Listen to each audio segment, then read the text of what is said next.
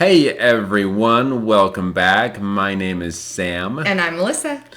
And today we just want to start off by saying thank you all so much. Yeah, seriously, it has been amazing to see how many subscribers we've gotten recently. And we just want to say a huge thank you to all of you who've been there for us from the beginning. For those of you that just barely found us, we're so happy that you're all here and wanting to learn more about Sam's experience growing up in polygamy and our life after. And it's been like super awesome to see the amount of comments. We've been trying to answer as many as we can. Yeah. And trying to stay on top of it. There's been a lot of them. Yes, a lot of great questions, comments. Thank you all so much for your love and support throughout this all. It's been a great experience for me to be able to share my experiences, and to see the feedback that I've got has just been mind-blowing. I thought there would be more negative comments and that type of thing, but it's all been very good, and I appreciate that, so thank you all. Yes, and we love how many questions we've been getting. I know we say it at the beginning of every video, but we will say it again that we love to make videos based on the questions that people want answered. So continue to leave those comments, questions in the comment section, and let us know what you want to hear about. And if you like what you're hearing, then please like and subscribe. And we just wanted to say thank you. Yes. And speaking of questions, we have got, this question is one that so many people have asked, and it's been one of those things that we've been trying to answer, but this was a big topic that we felt needed a video, not just a response in the comments. Yeah, a lot of people, so many people, and it totally makes sense, have been asking about Sam's spiritual journey since leaving the FLDS church. What his journey's been like, if he did join, a lot of people are guessing the LDS religion, and what religion, if any, we are now. So that is what we're going to talk about for this video. Good. No, you're fine. So a piece of that is what we're going to talk about. It's a lot of information to cover. So we're going to start at least and get as much information as we can to you during this video here. Yeah, I know we normally try to give 10-minute videos and just kind of give summaries. This video will probably be a little bit longer because we want to be able to give you more information, but we know that in order to tackle a subject like this, we could be here for 4 hours. So this is not going to be a 4-hour video, but we are going to try to answer the main questions, and then we'll also kind of tell you some subjects that we know we're going to just do separate videos on, so that you can get more details and more information on. So as we go through, we'll kind of hit this is going to be a topic. We'll go deep in another video on, so that you're not having to watch a 4-hour video. Exactly. So this one's more going to be an overall general experience, and then we'll get into more details with certain areas here in other videos. So, yep. Okay.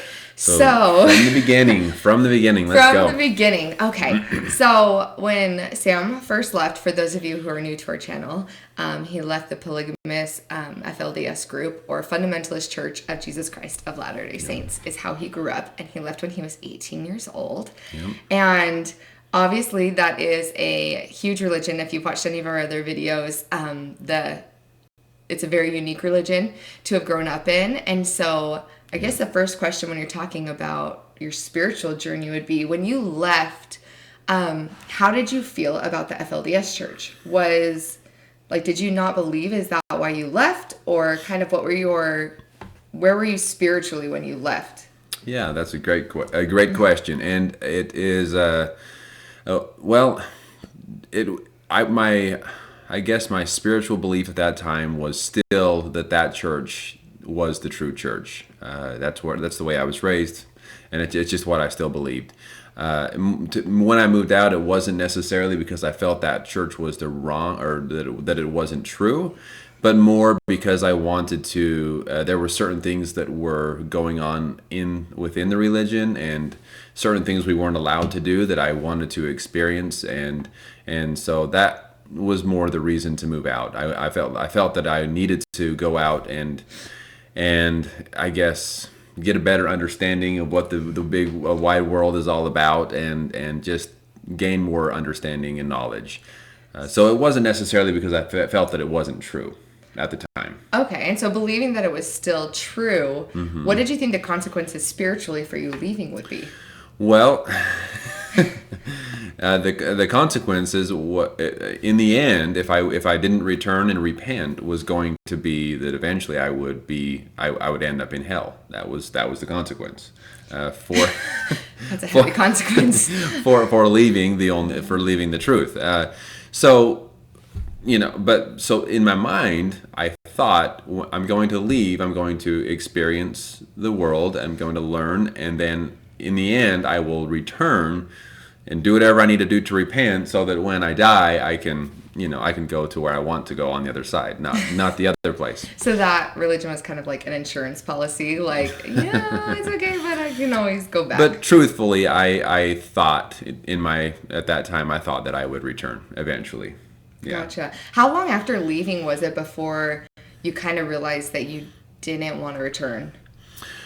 That's a tough question. I don't know exactly. I would say within the first couple of months, I realized that I learned a lot more about my religion because out there we didn't have news or social media, any of that, and so I realized and was taught things that were going on out there that I wasn't aware of, and so some things like that, made me realize that I wasn't going to return.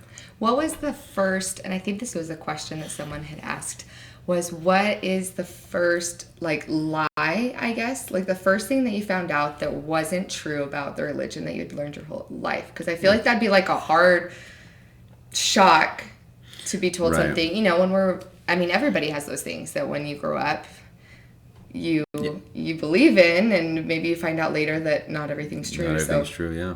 What was the first thing for you? The biggest thing, and this was one of the reasons I moved out in the first place, is realizing how many people there are in this world that are happy and that are living great lives with great families and just wonderful, wonderful people.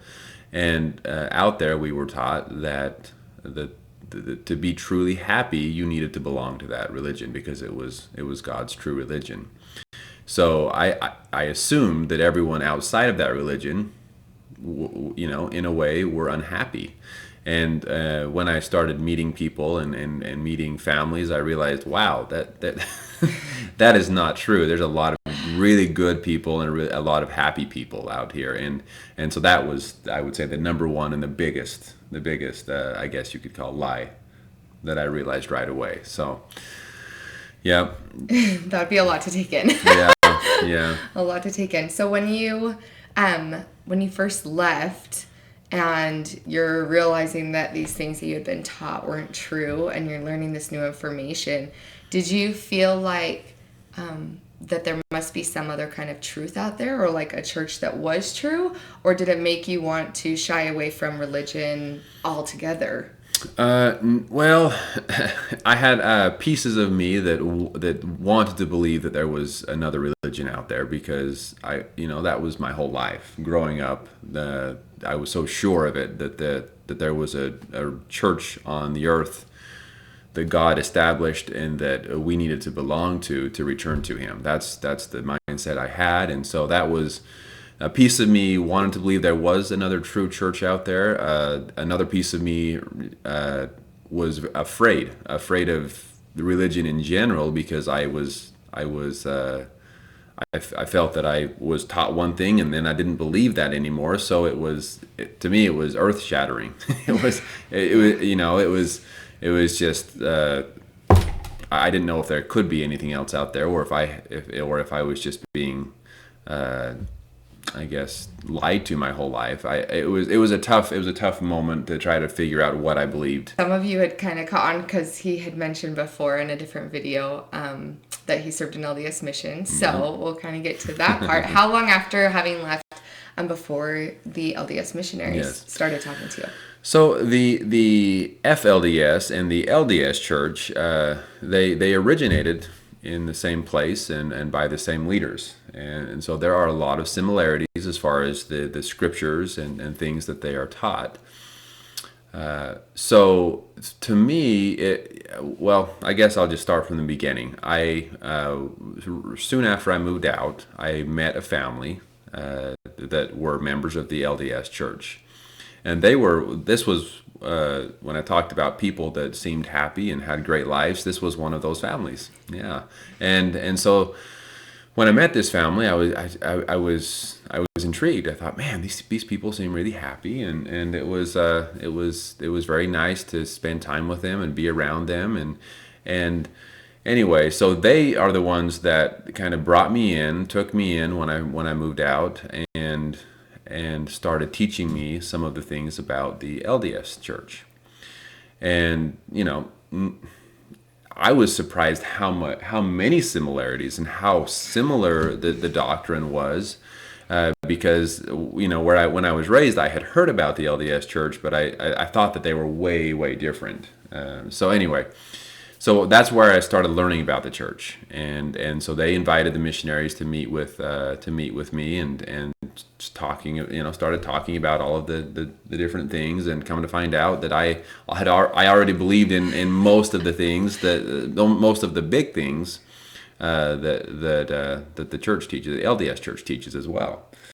Yeah. So, for those of you who don't know or aren't familiar with the LDS or the FLDS church, they were both founded by Joseph Smith, and they both believe in the Book of Mormon. mm-hmm. And so a lot of those things, I know you had told me before, when you have missionaries, a lot of the things, they start with the beginning. So their Mm-hmm. missionaries tend to start teaching with Joseph Smith and his first vision, Yeah. and the Book of Mormon and those type of things. And Sam said it was kind of funny because they would kind of ask him like, "Oh, have you heard of Joseph Smith before?" Expecting to be teaching him about it. And Mm-hmm. what was your response to that? Well, and later serving a mission myself, which we'll get into later. I now realize how big of a deal it was for those missionaries when they were asking me, "Well, do you believe in God?" Yeah. Do you believe in Jesus Christ and that He was our Savior? And do you believe in the Book of Mormon? And I believed in all of these things already because that's what I was taught growing up. And so yeah. Anyway, so they just felt like they had the easiest easiest convert ever. Easiest discussion. So anyway. So that's one thing led to another. After about, it was about a year after I had moved out, that both myself and one of my brothers were baptized to the Church of Jesus Christ of Latter-day Saints, the LDS Church. And how long after being baptized did you decide to serve a mission? Or did you know that you wanted to serve a mission right away? Because at that point, LDS men normally serve missions. It used to be when they were 19 years old. Now it's 18. Mm-hmm. But when Sam would have gone, it was at 19 years old. And so... at the time, I did not know. When I was baptized, I was unsure about it, the whole thing to begin with.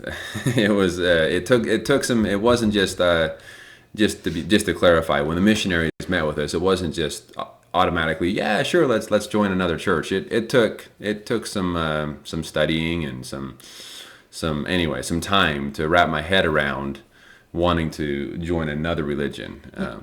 Sorry. I don't know. Yeah. So, but after I got through all that and decided to join, no, I wasn't planning on serving a mission. In fact, when I joined the church, I didn't really know what a mission was. A lot of people that are raised in the LDS church, they're taught about this mission their entire lives, especially the man. Yeah. And but I wasn't, and so I didn't really know what a mission even was at the time that I was baptized to the church. Taking one quick step back, because I just thought of another question. Yeah. Is what was the biggest, there were obviously a lot of similarities, especially when it comes to church history and the founding of the church, that you were already familiar with the missionaries. But what was the biggest difference that was hard to what was the biggest hurdle of joining the LDS church from the FLDS church? Well, easy. It was the current prophet. Okay. At that point, I fully believed that Warren Jeffs was a prophet of God. I was beginning to have some doubts at that point. And so when they asked me the question, do you believe that it was President Monson at the time they asked one of their questions was, before getting baptized, do you believe that President Monson is a prophet of God? And that was difficult. That was difficult. I had been, as a little boy growing up, I had spent many a Sundays bearing my testimony and testifying that I knew that Reuland Jeffs and then Warren Jeffs were men of God and they were the only true prophets on the earth. So to all of a sudden, flip that was a very difficult thing to wrap my head around.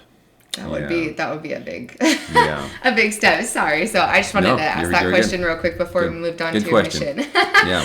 So then Oh, go ahead. no, you're fine. So after we joined, my brother and I, after we joined the LDS church, we had an opportunity to meet with one of the apostles of the church, and it was at that point that he said to both of us, "You would both make great missionaries." And so that was sort of the first time that I ever even considered or wanted to learn more about what a mission was and what it took to serve one. So. And for those of you who aren't familiar with the church, getting to meet an apostle is a very large deal. Where it's the LDS Church is a worldwide church, and there's millions of members. So it is very rare and a very special opportunity to be able to have a one-on-one meeting with an apostle. Yeah. It's a very big deal, and also it's something that doesn't anybody who goes from the FLDS Church to the LDS Church, there's a special process basically because the believing in the current prophet is such a big deal. I believe, I'll let you speak on this, everybody who leaves the FLDS Church, if they are going to join the LDS Church, they have to go through a special interview process. Yes. So, and that was basically my baptismal interview was by an apostle. So, at the time that I moved out, you did have to meet with an apostle before you could join the church, and I don't know for sure if that's still the case. I had heard that there were some changes made to that rule after, but at the time that I joined the church, it was a requirement. Yeah. So both my brother and I had a great opportunity, and were able to go up and meet with him. And which apostle did you get to meet with? Yeah, Elder Holland. Yeah. Very cool. So it was really cool, really awesome guy. It was at the time that we met him, I had no idea how big of a deal it was. Being so new to everything, I thought, well, maybe everyone gets to meet these people on a yearly basis or whatever. But no, it was a very rare and a special experience. So awesome. So after he said you guys would make some great missionaries, about how long after that was it that? Well, it was a year. And if I'm not mistaken, we had to wait a year before you could. After you join, you have to wait a year before you can join or serve a mission. Anyway, so it was 1 year for me, and then both my brother and I, we both put in our mission papers and served missions, and both actually got to serve in Chile. So in different parts of Chile, he was in the northern part of Chile, Antofagasta, and I was mid-ish in Viña del Mar, and I was all over the place in there, but I guess right north of Santiago. Awesome. And this is one example of, we will do a whole other video about Sam's mission and the awesome experience that it was for him. So cool fact, he does speak Spanish fluently. See. And at least that word, right? At least, no. He uses it in his work all the time. He gets to speak Spanish all the time and has been able to keep it up, and actually got his degree in Spanish when he came back. So, Spanish and marketing. So, it's kind of cool that, well, like I said, we'll go into that more in another video because that's just a cool topic on its own, and we want to give it like the attention that it deserves. I feel like your mission deserves its own attention. Yeah. But and a lot of people probably don't. A lot of our viewers, you may not know what a mission entails. Even here in where we grew up, there were so many members of the church that it's just everyone seems to know what it is. But ask questions if you have questions about anything specific about the LDS mission, and we can answer that for you as well. So yeah, the gist of it is that They leave for 2 years. They leave from their family. They don't get paid, and it's completely service, all about preaching the gospel. And so he was gone for 2 years. And I will say this too, that if you watched our How We Met video, speaking Spanish like made a big impact on you in a lot of ways too. He kind of lost a little bit of your accent. His accent from being out there. I'm told I still have a little bit of something, proof that I'm from there. But I guess I've lost a lot of it. So yeah. So when you got back from your mission, again, that was 2 years later. What kind of plans did you have from there? I guess we'll go life plans, and then we'll go into more of like how you felt spiritually. But let's start with some life plans. Right. So life plans, it's a good question. I felt that before I left on a mission, I had no intention of ever getting a degree or going to college. I didn't think that I would ever be able to because of the lack of education that I had growing up. I didn't feel smart enough, and I didn't feel that it would be something that I would ever be able to accomplish.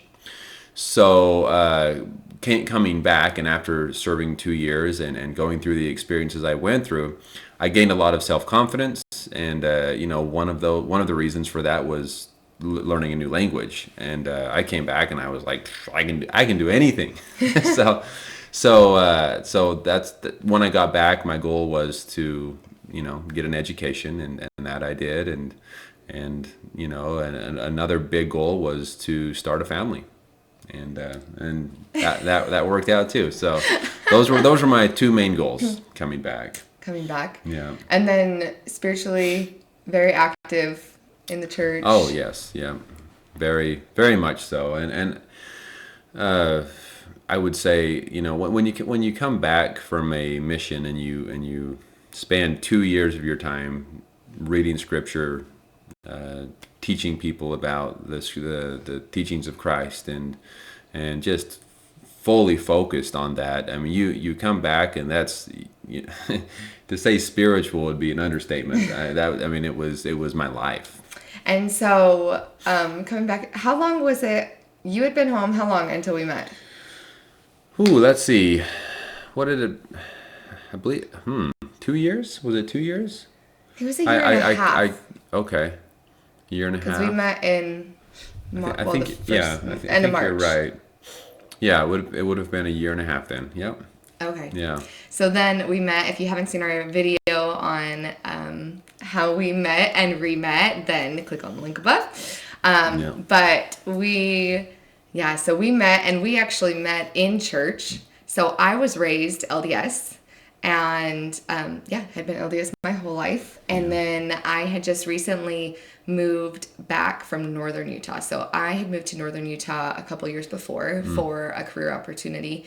And I was up there, and I just really felt like I needed to move back home. And I literally called my divisional manager like crying, because I was like, I feel like I need to move back, and I kind of didn't want to. I felt like I had met every guy down there, and if I moved back down, I was going to die an old maid, which is hilarious at 23, but in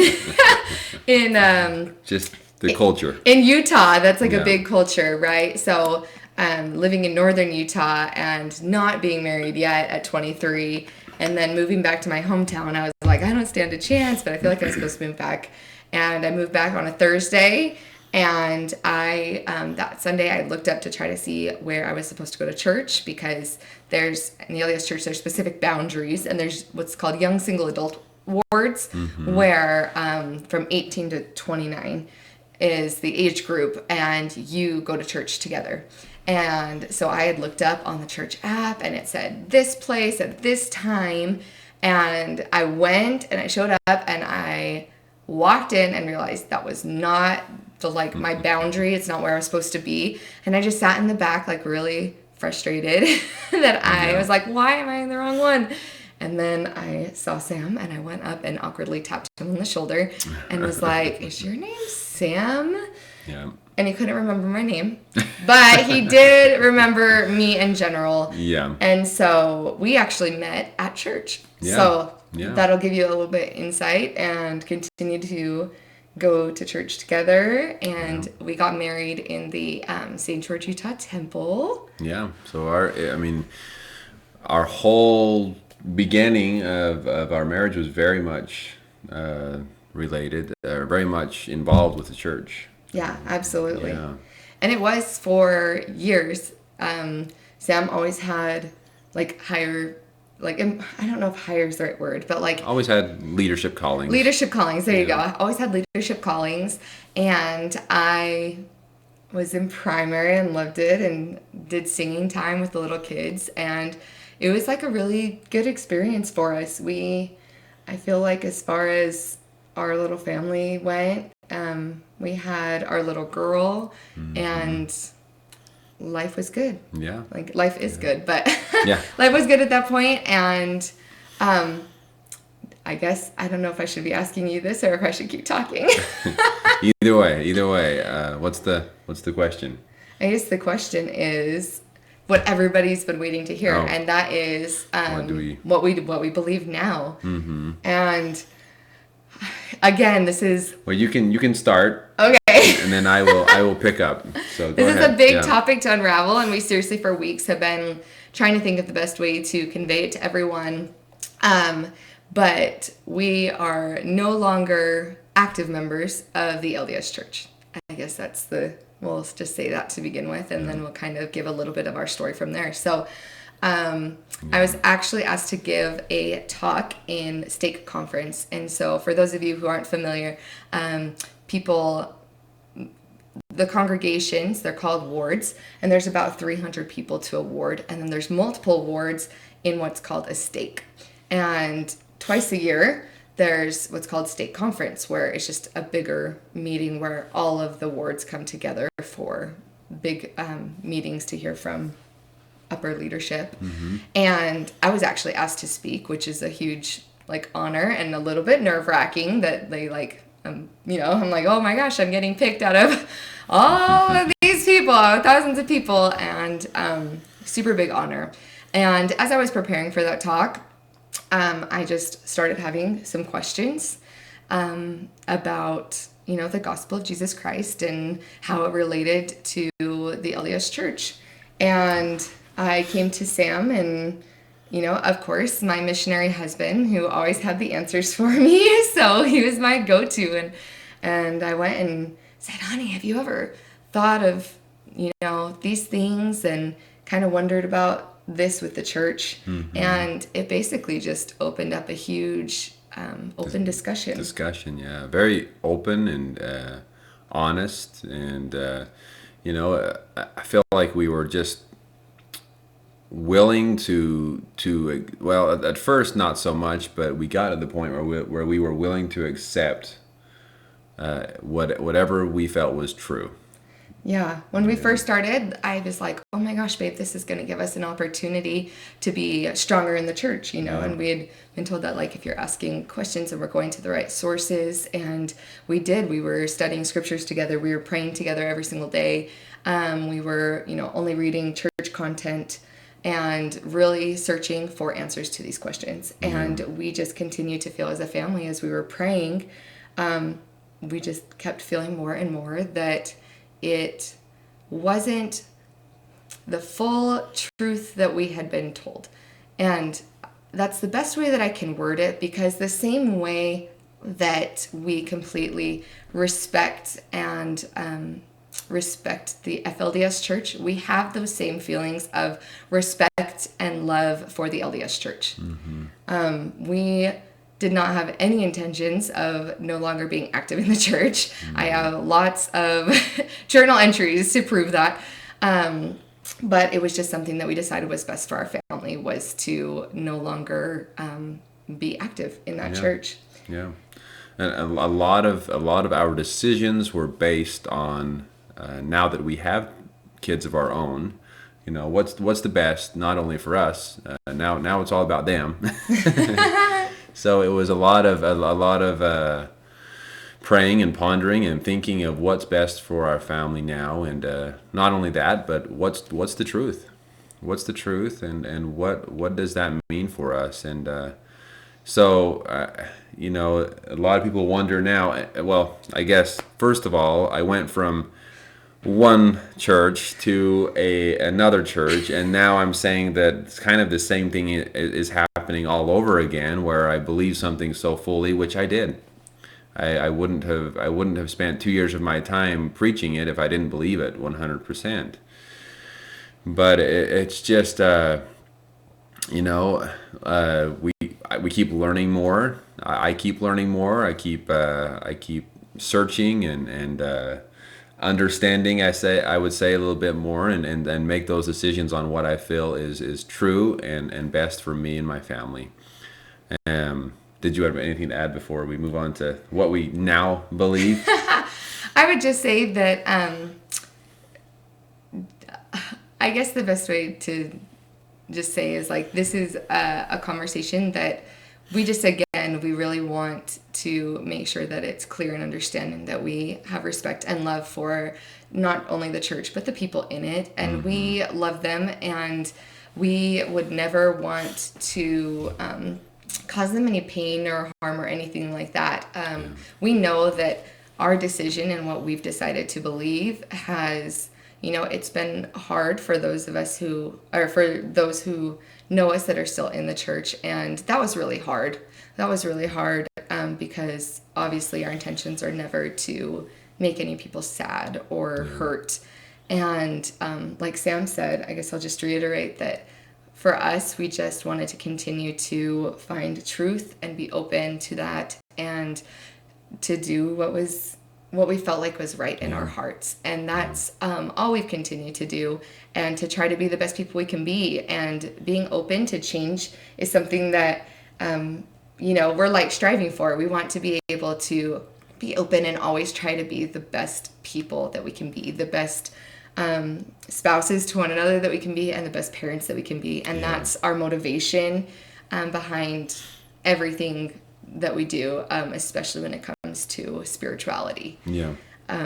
So I hope that we're not the kind of people that like to just I guess go with the flow, or do something just because everyone else is doing it, or do it something because that's what the popular thing and that's what will make people happy. We really feel it's important to be true to ourselves, and not to live in a way that we don't believe in, and so it's really important that we continue to evolve and learn and be open-minded. So I guess, like I said, that kind of lets the cat out of the bag. I don't know if that's even how to word it, because you guys are also loving and supportive, and so we weren't really like nervous to say this for any of our friends or family that are watching this and that didn't know that we're no longer active in the church.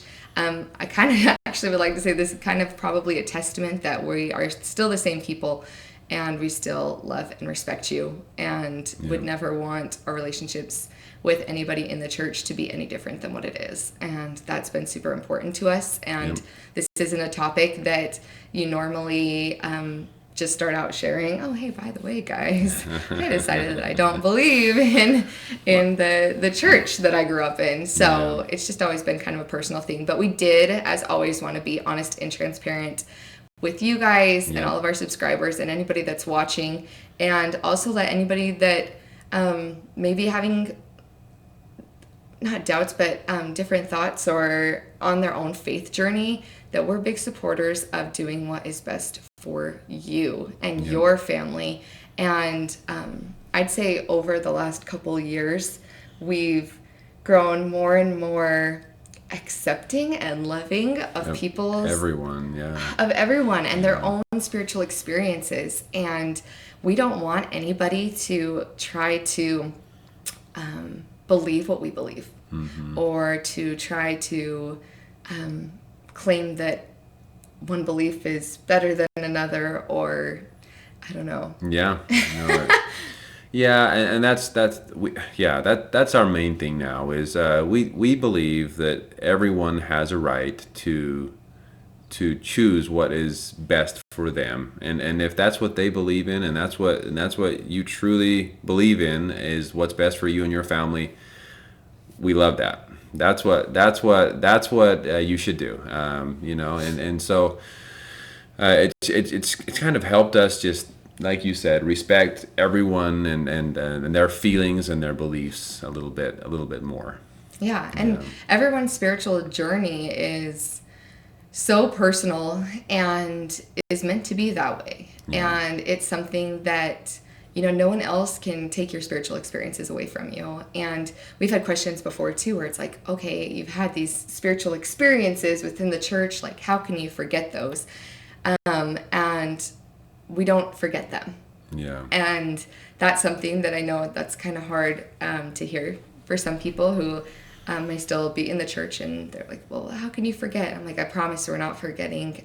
We still hold dearly those spiritual experiences. And just as Sam has mentioned before about having some of his most powerful spiritual experiences were experiences he had in the FLDS church.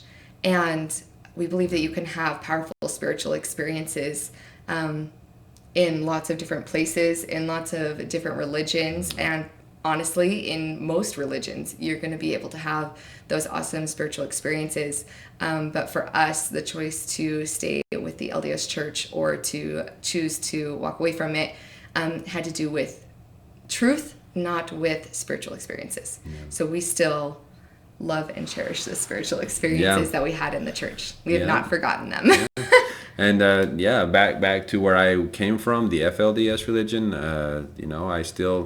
I was told and experienced with my parents and was told by my parents of a lot of amazing experiences and spiritual experiences that they've had, and I respect those. I still respect those, and think that they really did have these wonderful experiences, and that's what I believe now. I believe now that everyone on this earth is entitled to great spiritual experiences, and if someone is having those, who am I to disagree, or who am I to say, well, it's impossible for you to have spiritual experiences because you don't belong to this religion, and only this religion can have these spiritual experiences.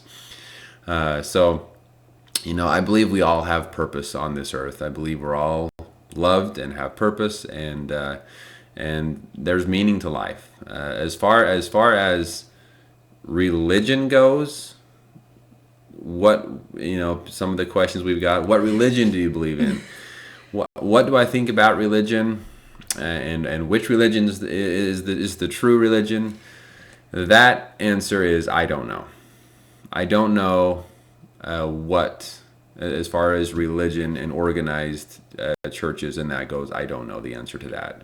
As of right now, we personally don't believe that there's any one and only true religion. Mm-hmm. And so we have not chosen another religion to go to or anything like that.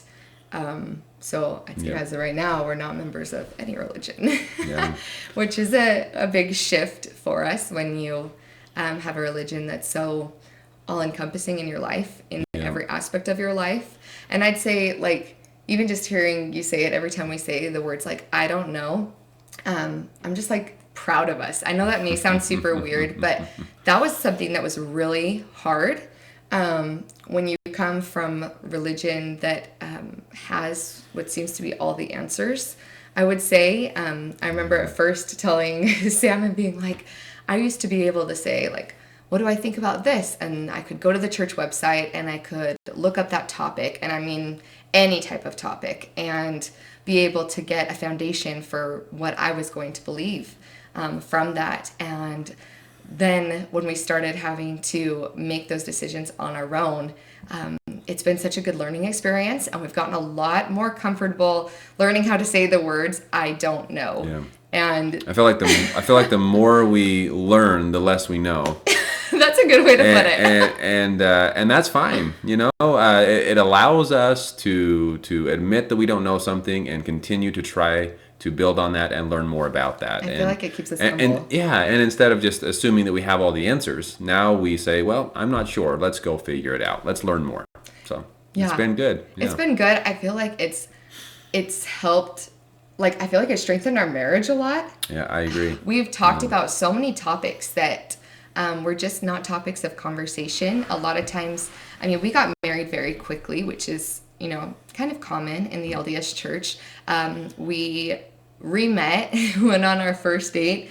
We were engaged 6 weeks later, and we were married 3 months after that.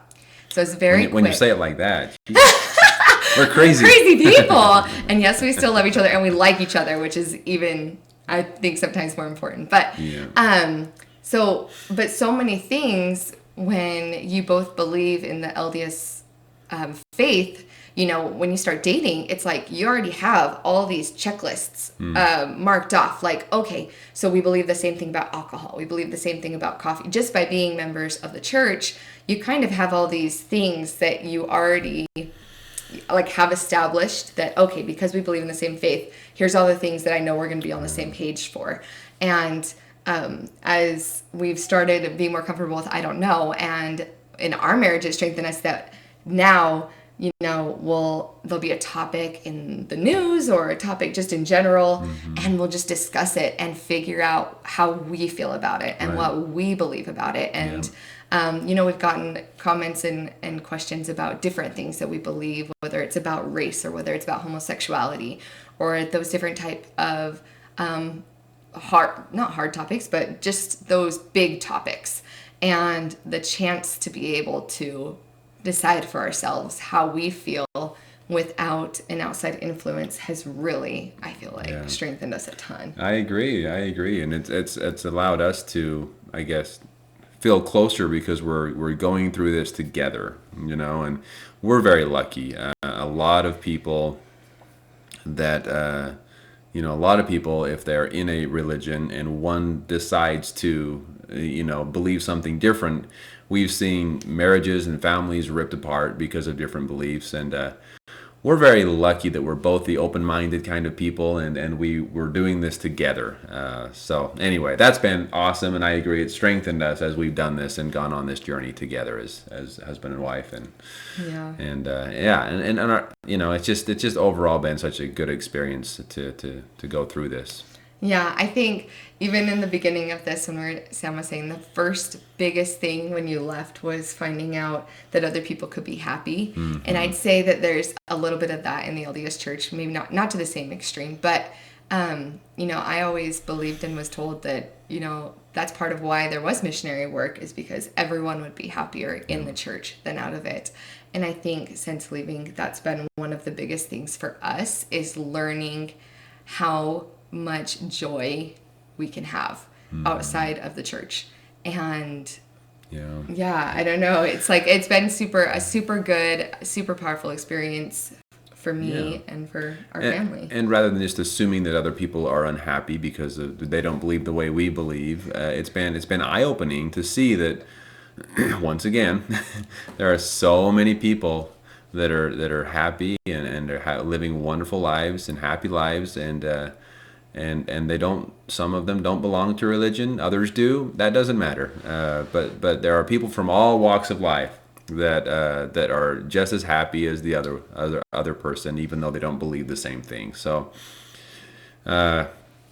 that's what it comes down to at this point. Is a lot of people claim to have the truth, and it's not just the religion I was raised in or the LDS religion. There are religions across the world that would give their own life because they are so sure that what they have is the only truth.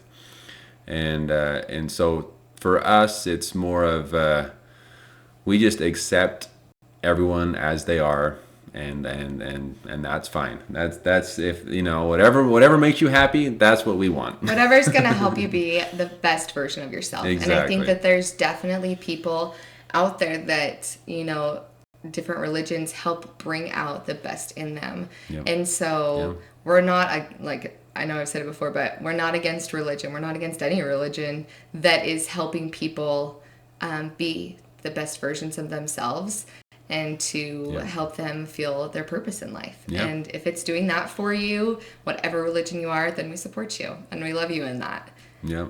So I know this was a long video for those of you who stuck it out with us. Yeah, we've been talking for a long time. If you're on double speed, it's only been a half hour though. So. But we want to thank all of you again from the bottom of our hearts for subscribing, for liking this channel, for sticking with us. Yeah. And it's been great. It's been great. It's been a great experience. I love sharing my experiences, and so thank you again for all of your questions, comments, and your support overall. Thank you for your support. Love you guys. Yes, we love you guys, and we'll talk to y'all soon. Talk to you soon.